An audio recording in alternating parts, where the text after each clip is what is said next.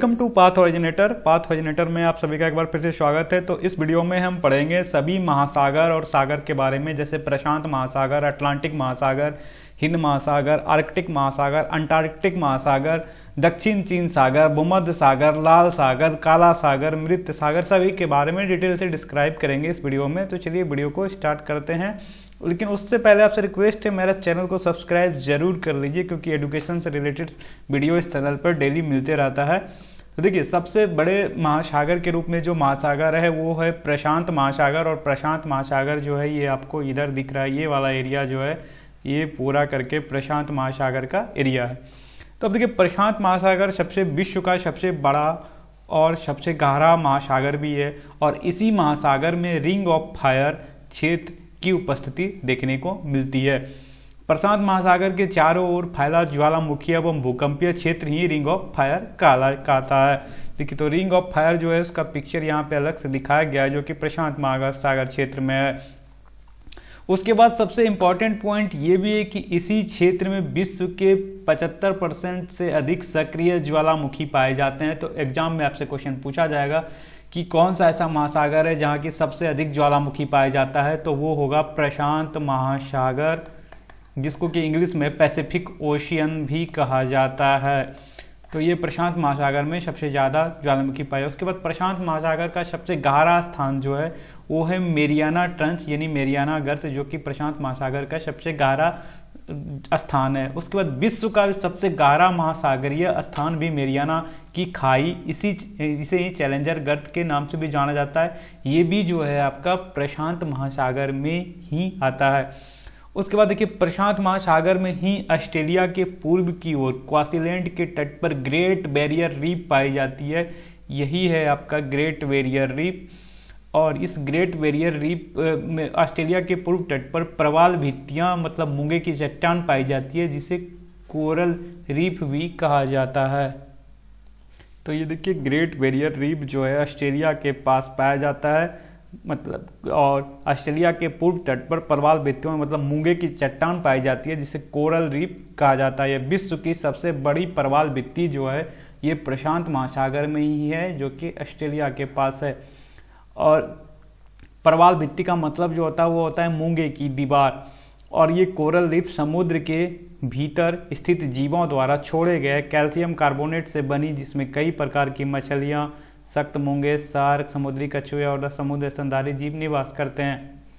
देखिए, coral reef का निर्माण प्रायः जो है वो कर्क रेखा और मकर रेखा के बीच में द्वीपों के तटीय क्षेत्र में होता है। तो क्वेश्चन आपसे पूछा जा सकता है कि कोरल रीफ का जो निर्माण कहाँ होता है, कर्क रेखा और मकर रेखा के बीच, या और कोई ऑप्शन दे दिया जाएगा आपको। तो ये आप याद रखिए, कर्क रेखा और मकर रेखा के बीच जो है कोरल जो है रीफ का निर्माण होता है। उसके बाद दूसरा सबसे बड़ा महासागर जो है ये अटलांटिक महासागर है, जिसे कि अंध महासागर के नाम से भी जाना जाता है। अटलांटिक महासागर का जो है पोजीशन आप देख सकते हैं, ये है अटलांटिक महासागर, ये आपका अटलांटिक महासागर है। ये वाला पोर्शन जो है ये वाला अटलांटिक महासागर का पोर्शन है। तो अब चलिए अटलांटिक महासागर के बारे में हम बात करते हैं। तो क्षेत्रफल की दृष्टि से ये विश्व का सबसे दूसरा बड़ा महासागर है। सबसे बड़ा जो था वो प्रशांत महासागर है, दूसरा जो है अटलांटिक महासागर है। जैसा कि एरिया इसका है, क्षेत्रफल की दृष्टि से सबसे दूसरा बड़ा महासागर जो है वो अटलांटिक महासागर है। उसके बाद इस महासागर के देखिए, अटलांटिक महासागर का सबसे गहरा स्थान जो है वो प्यूर्टो रिको गर्त है, जिस तरह की प्रशांत महासागर का सबसे जो गहरा स्थान था वो मेरियाना गर्त था। तो इस महासागर के उत्तर की ओर शांत एवं स्थिर जल का क्षेत्र है, जिसे सारगैसो सागर कहा जाता है। तो ये सारगैसो सागर, और सारगैसो सागर चारों ओर से समुद्र से घिरा हुआ है, इसके लिए इसका कोई तट नहीं है। ये सारगैसम घास एक विशेष प्रकार की समुद्री वनस्पति होती है, जिसके लिए एक काफ़ी प्रसिद्ध है। तो आपसे क्वेश्चन पूछा जा सकता है कि सारगैसम घास जो है कहाँ पाया जाता है, तो ऑप्शन दे दिया जाएगा अटलांटिक महासागर और प्रशांत महासागर, हिंद महासागर। तो उसमें जो होगा वो अटलांटिक महासागर होगा। उसके बाद देखिए, हिंद महासागर जो है दुनिया का तीसरा सबसे बड़ा महासागर है, जो कि दक्षिण एशिया, अफ्रीका और पश्चिमी ऑस्ट्रेलिया के बीच स्थित है। हिंद महासागर जो कि तीसरा सबसे बड़ा महासागर स्थित है। पहला है प्रशांत महासागर, दूसरा है अटलांटिक महासागर और तीसरा है हिंद महासागर। हिंद महासागर का सबसे गहरा स्थान जो है वो है सुंडा गर्त, जिसे पहले जावा गर्त के नाम से भी जाना जाता है। तो आप ये याद रख लीजिए, प्रशांत महासागर के सबसे गहरा स्थान गर्त का जो नाम है वो मैरियाना गर्त, और उसके बाद अटलांटिक महासागर का जो गर्त का नाम है वो प्यूर्टो रिको गर्त, और हिंद महासागर का गर्त का जो नाम है वो है सुंडा गर्त। तो उसके बाद हिंद महासागर के बाद जो आता है वो आता है उसके बाद जो आता है वो है आपका अंटार्कटिक महासागर। तो अंटार्कटिक महासागर के बारे में हम चलिए विकिपीडिया से पढ़ाते हैं। तो देखिए, अंटार्कटिक महासागर जो है वो सबसे दक्षिण का हिस्सा है। सबसे पहले हम आपको दिखा दें कि अंटार्कटिक महासागर जो है, ये देखिए आपका सबसे दक्षिण का जो हिस्सा है वही है आपका अंटार्कटिक महासागर, और ये चौथा सबसे बड़ा महासागर स्थित है। और यहाँ ज़्यादा कुछ विशेषता नहीं है। ये 60 डिग्री दक्षिण अक्षांश से होते हुए दक्षिण में ये संपूर्ण जो है अंटार्कटिक महाद्वीप को घेरे हुए है। और हिंद महासागर का दक्षिणी हिस्सा मानते हुए अंतर्राष्ट्रीय जल सर्वेक्षण ने अभी तक 60 डिग्री दक्षिणी अक्षांश के दक्षिण में उपस्थित महासागरों से संबंधित अपने 2000 की परिभाषा पुष्टि नहीं की थी। लेकिन देखिए, व्हेल मछली के शिकार के लिए जो है महासागर महत्वपूर्ण माना जाता है। तो आपसे क्वेश्चन में ये भी पूछा जा सकता है कि व्हेल मछली के शिकार के लिए सबसे महत्वपूर्ण महासागर कौन माना जाता है। तो वो महासागर जो आपका होगा वो होगा अंटार्कटिक महासागर। अंटार्कटिक महासागर व्हेल मछली के शिकार के लिए, क्योंकि यहाँ पे ज़्यादा हिमशैल और बर्फ जमे रहते हैं।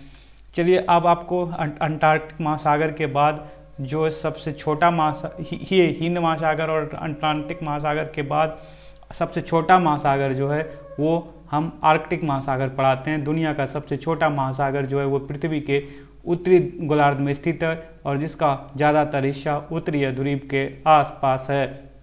इसे ही छिपता हुआ महासागर कहते हैं, क्योंकि ये साल में अधिकांश समय बर्फ से भी ढका रहता है। तो देखिए, जो छिपता हुआ महासागर जो है वो आर्कटिक महासागर है। अब देखिए, यहाँ पे क्वेश्चन में यहाँ पे बीच में एक जो होगा मैं आपको अलग से लिख देता हूँ।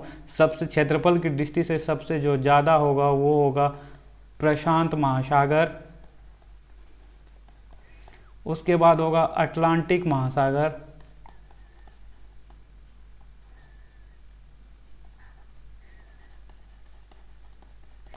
उसके बाद होगा हिंद महासागर, हिंद महासागर के बाद जो आएगा वो होगा उसके बाद जो होगा वो होगा आपका अंटार्कटिक महासागर। तो उसके बाद होगा अंटार्कटिक महासागर,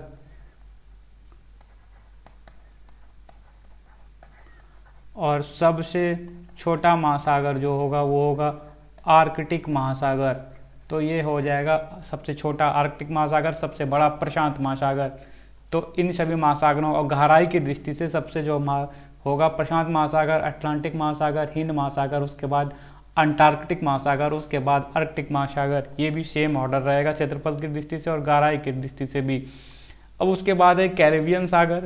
ये अटलांटिक महासागर के मध्य पश्चिम भाग से जुड़ा सागर है, जिसकी गहराई 7686 मीटर है और विश्व का सबसे बड़ा गहरा सागर है। महासागर नहीं, ये सागर है, विश्व का सबसे बड़ा गहरा सागर जो कि है कैरेबियन सागर। उसके बाद है भूमध्य सागर। ये अफ्रीका, यूरोप और मध्य पूर्व एशिया से घिरा हुआ है। इसकी गहराई 4632 मीटर है। 21 देशों की तट भूमध्य रेखा से लगी हुई है। अफ्रीका के 5 देशों की सीमा भूमध्य सागर से लगी हुई है। भूमध्य सागर। उसके बाद है काला सागर। यूरोप में स्थित एक सागर है जिसकी अधिकतम गहराई 2212 मीटर है। काला सागर 6 देशों की सीमा से लगी हुई है। काला सागर जो 6 देशों की सीमा से लगी हुई है वो 6 देश है: यूक्रेन, रूस, जॉर्जिया, टर्की, बुल्गारिया, रोमानिया। इस देशों की सीमा से लगी हुई है। स्थान शब्द अगर किसी देश के आखिरी में के अंत में आता है तो उसकी सीमा काला सागर से नहीं लगती है। जैसे काजाकिस्तान और उज्बेकिस्तान की सीमा जो है काला सागर से नहीं लगती है। ये आपको याद रखने का ट्रिक है। उसके बाद आता है मृत सागर, जो कि जॉर्डन और इजराइल के बीच स्थित एक सागर है, जो कि है मृत सागर। अधिकतम गहराई 300 मीटर के लगभग है। और जो है वान झील के बाद सबसे अधिक लवणता जो है मृत सागर में ही मिलता है। वान झील की लवणता 330% है, जबकि मृत सागर की लवणता जो है 238% है। और देखिए सागरीय लवणता का जो निकालने का फॉर्मूला होता है वो होता है सागरीय जल में बटे सागरीय जल में घुले हुए पदार्थ। और सागरीय जल की लवणता में सोडियम क्लोराइड का सबसे ज़्यादा योगदान होता है और सागरीय लवणता का मुख्य स्रोत भी भूमि होता है।